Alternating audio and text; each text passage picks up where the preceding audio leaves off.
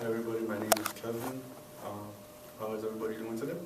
Good. Okay, that's good to hear. So my presentation is about the Yakuza.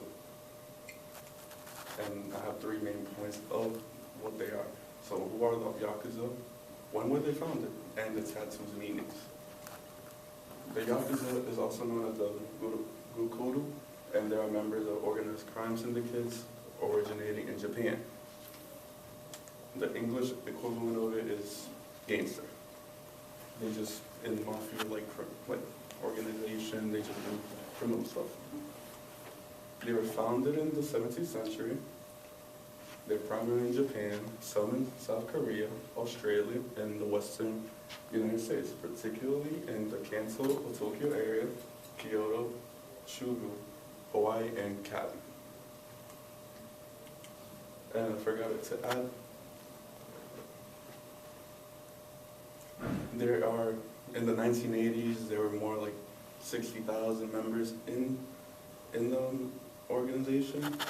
And when I researched it, around only in 2013, there were only less than 12,000. So now the number could be even less than that, but that's all I found for it.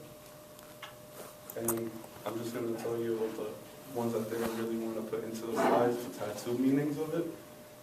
So they have the phoenix, the samurai, the tiger, the peony, the chrysanthemum, the maple leaf, the lotus, and water. So this is the koi fish. It has multiple meanings for it. The koi fish is common in Yakuza tattoos, generally related to good luck and fortune. There's different colors too.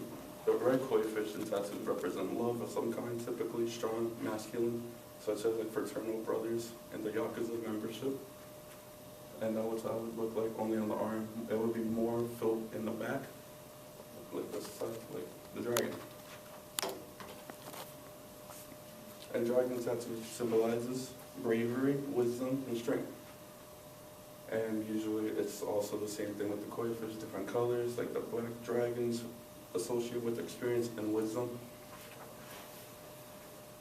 Now it's going to be the snake. Snakes have multiple meanings.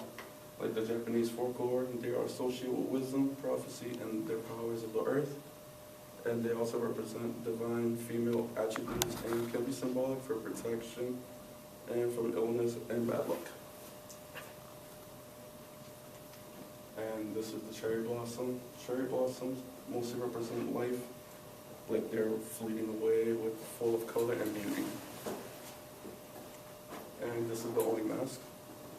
And they represent mostly enforcement of behavior codes and doling out punishment. So it's mostly like people who want to pull out punishment towards others who are not representing the values of what the Yakuza represents. And this is the skull. And it represents change, the cycle of life, and respect for one's ancestors. And death is believed to be part of the life cycle as well. And this is the severed head. And it means courage, fearlessness, and also respect towards your enemies. And this is the food dog. This is more like the popular version for the Yakuzas. And they provide protection and danger from evil. And it's mostly, they don't only get one of them, they get 2. So usually if people are going to get the Yakuza tattoo, they go for 2. Because there's not one, they always represent with two of them, that's it. And also, when you're going to get a tattoo, you don't pick it out yourself. It's going to be the artist who does it for you. They're going to view you in a way, so you could either get one of the regular common tattoos, or if they see you as somebody who's going to deal punishment, they'll give you the only mask. And pretty much that's it.